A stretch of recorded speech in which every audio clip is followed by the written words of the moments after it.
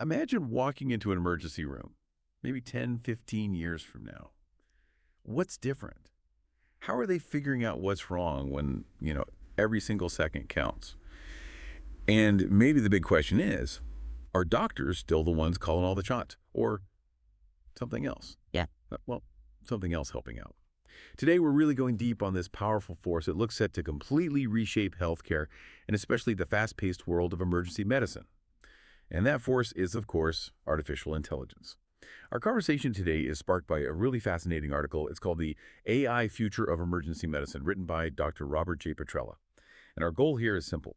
To give you a shortcut, basically, to understanding the huge changes AI is likely to bring, the hurdles it's facing, and what this all really means for you and your healthcare down the line. Dr. Petrella lays things out across 3 stages, which kind of overlap but are distinct. Map, measure, and manage. We'll dig into those. But first, we throw around terms like AI all the time. They can get a bit fuzzy. So just really quick, AI, artificial intelligence, that's the big umbrella, right? Computers doing smart, human-like things. Now, you've got machine learning, ML.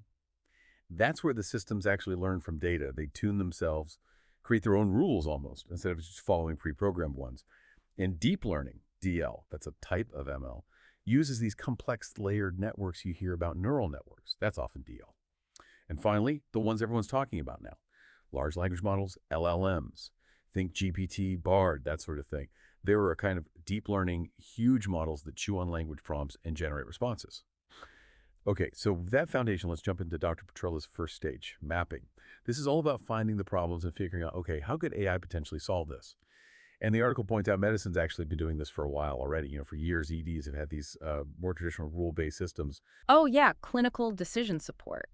Things like checking for drug interactions or allergies, maybe helping with a first pass on an ECG reading, even voice recognition for doctors dictating notes. That's been around. Right. But now we're seeing things get much more sophisticated, aren't we? Absolutely. Yeah. What's really exciting now is how much further we're pushing with the machine learning-based AI. These algorithms are already stepping up in decision support. A big one is radiology, interpreting scans. Super critical when maybe a radiologist isn't right there, middle of the night. Okay. We're seeing actual products out there, like ADOC, that help spot brain bleeds fast. Or GE Healthcare's Critical Care Suite and Nanex's Health PNX. They're designed to find a collapsed lung, a pneumothorax, on chest x-rays. And this isn't just lab stuff. For certain tasks, the accuracy of these AI systems is getting really close to human radiologists. Some hospitals are even using AI to flag the abnormal scans, push them to the top of the pile. Wow. That sounds, well, potentially game-changing for actual diagnosis and maybe predicting how a patient might do. What are some of the really promising ways it's impacting care right now? Well, the article mentions quite a few interesting areas. For instance, there are AI tools already FDA approved for acute ischemic stroke. And they seem to be genuinely cutting down the time it takes to get to treatment, like mechanical thrombectomy. Which is crucial for stroke, yeah. Absolutely critical. Saves brain tissue, improves outcomes. We're also seeing really cool work with ML algorithms identifying patients at high risk for nasty stuff, like patients with febrile neutropenia who might get drug-resistant infections, or predicting who's likely to develop sepsis. You might have heard of tools like Sepsis Watch or the Epic Sepsis Prediction Model. These are trying to catch it early. Sepsis is a huge killer, so anything there is big. Huge. Yeah. And there's a lot of research going into using AI for ED triage, sorting patients when they arrive. At least one algorithm is apparently in use, though we're still waiting on the big validation studies for that one. And it's not just diagnosis. People are building AI models to suggest specific treatments, too, like recommending the best antibiotic for a particular case. Okay, that sounds incredibly powerful, but how are these AI models actually helping? Are they just saying diagnosis X? Or is there more to it? And this gets us to something really key. You mentioned model interpretability. Can you sort of unpack that for us? Why is it so important to know how the AI reached its decision, especially in the ED? Yeah, that's really a fundamental question here. The article points out 2 main ways AI can help clinicians. One is like a black box. You put data in, you get an answer out, but you don't really know why. The other way is AI helping doctors actually create better clinical decision rules, ones they can understand. So model interpretability is just that. Can the model explain itself? Can it show the connections it found in the data in a way a human gets? Some models are naturally easier to understand, like simple decision trees. But then you have these incredibly powerful deep learning models, including the LLMs, and they often act like those black boxes. It's a bit like Daniel Kahneman's System 1 and System 2 thinking. Thinking fast and slow. Yeah, exactly. These black boxes are kind of like System 1, fast, intuitive, pattern matching, but often hard to explain the how. And why this matters so much to you as a patient, and definitely to doctors, is that we generally want to understand the reasoning behind big medical decisions, especially when the stakes are really high, right? Like life or death decision. Precisely. Or deciding on a treatment with serious side effects. The article uses the heart score for chest pain as an analogy. We know higher age increases risk, so the score goes up. That makes sense. But what if some opaque AI model said, actually, being older lowers the risk here, and gave no reason? We'd be completely stuck, unable to verify its logic. You wouldn't trust it. You wouldn't. There was a study mentioned about predicting low oxygen in kids. It was accurate, but it completely failed to tell the doctors which kids were most at risk or why. That's a huge problem when models are juggling hundreds, maybe thousands of data points. It's just a daunting analytical challenge, as the article puts it. Okay, I definitely see the problem with the black box. Now, what about these newer large language models like GPT-4?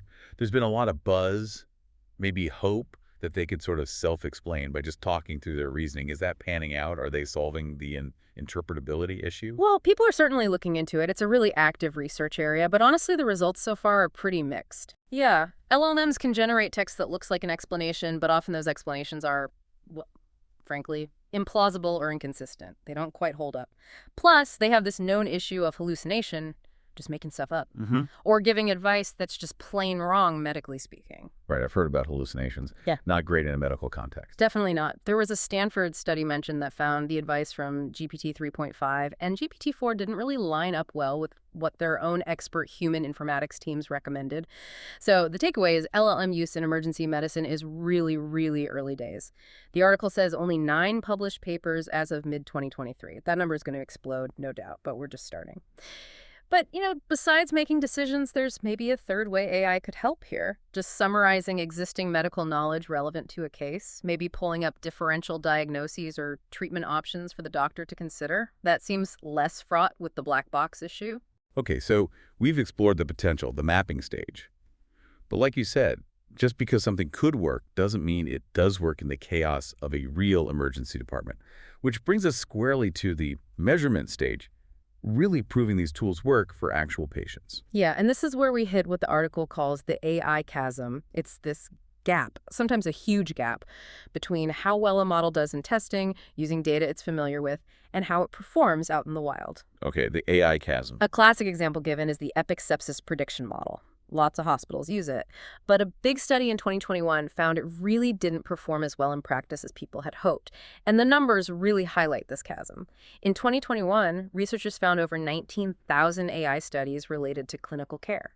19,000. Right. But guess how many were rigorous randomized controlled trials? 41. And only 51 studies actually involved AI making decisions in real clinical settings. 51 out of 19,000. Startlingly low. It tells you we are just scratching the surface of this measurement stage. We're really just beginning to properly test these things. Now, it's not all bad news. The article mentions during COVID-19, machine learning helped quickly pinpoint an existing drug, baricitinib, as a potential treatment.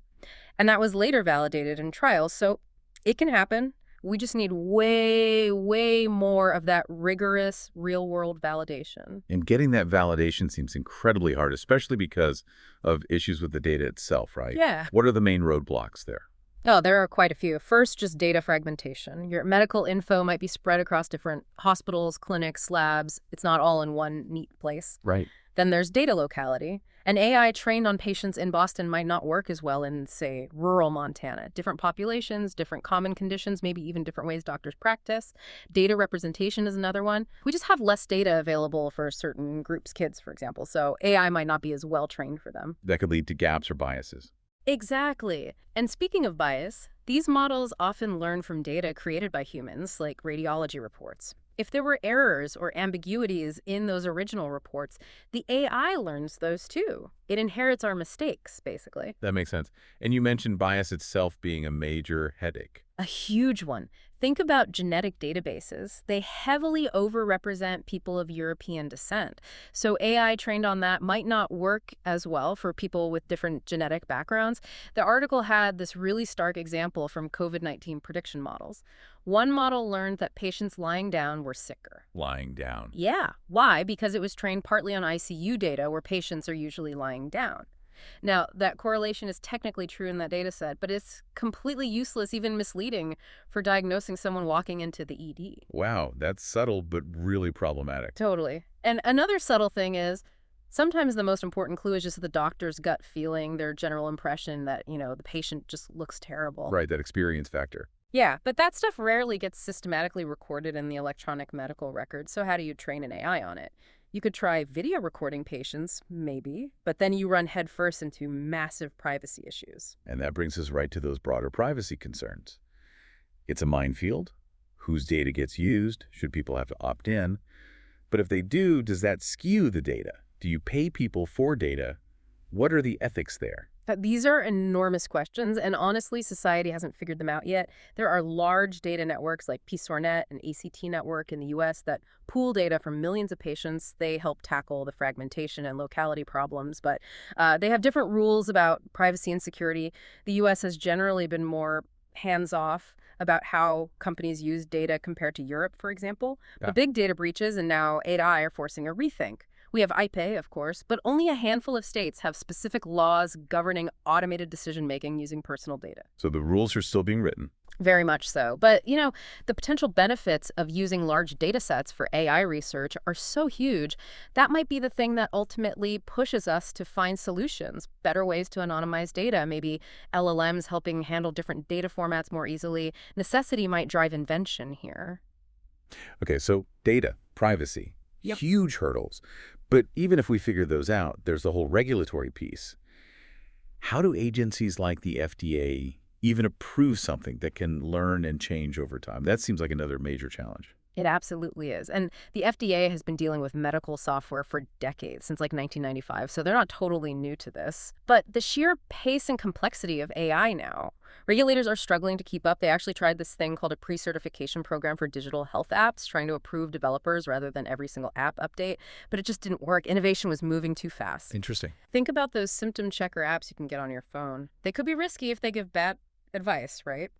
Initially, regulators were pretty cautious. A study in 2022 found they were generally okay at ruling things out, but not great at ruling things in, kind of like a layperson's accuracy overall. And it's not just the FDA. Other agencies like the FTC and NIST are trying to set some ground rules for commercial AI things like needing explainability, but they're still working out the specifics for reliability, accuracy, safety. NIST has this AI risk management framework, but it's not mandatory. It's, well, you said it, it's kind of the Wild West still. Wild West indeed. Okay, so we've mapped the potential. We've looked at the huge challenges in measuring if it works and regulating it. This all leads, hopefully, to the management stage. This is where AI tools actually get woven into the daily fabric of the ED, maybe even guiding the whole process. Yeah. What could that future realistically look like? It's tough to say exactly, but a big theme is medicine likely becoming more proactive, more preventative, detecting things before they become emergencies. But let's be real, accidents happen, sudden illnesses happen, we'll always need emergency services.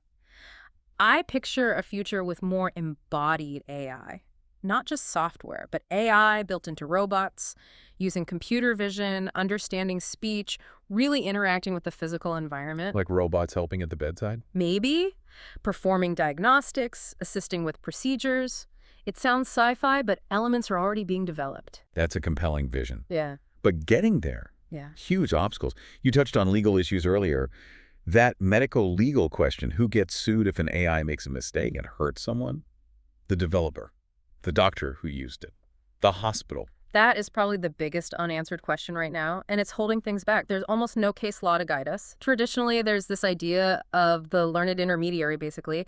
If the drug or device maker warns the doctor about risks, the maker might be off the hook, and the doctor is responsible for using it correctly. But courts haven't really wanted to apply standard product liability to software.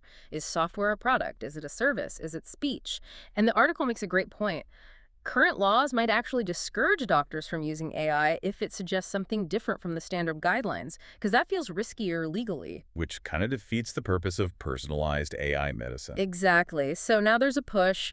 Maybe software developers should have more liability if their AI is giving complex medical advice.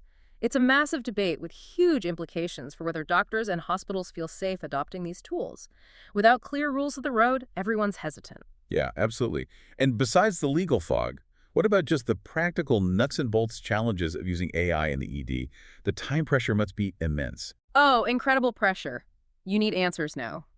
The article uses the example of tension pneumothorax, a collapsed lung pressing on the heart. You need sensors, analysis, diagnosis, probably within a minute or two. There's no time for the AI to churn slowly.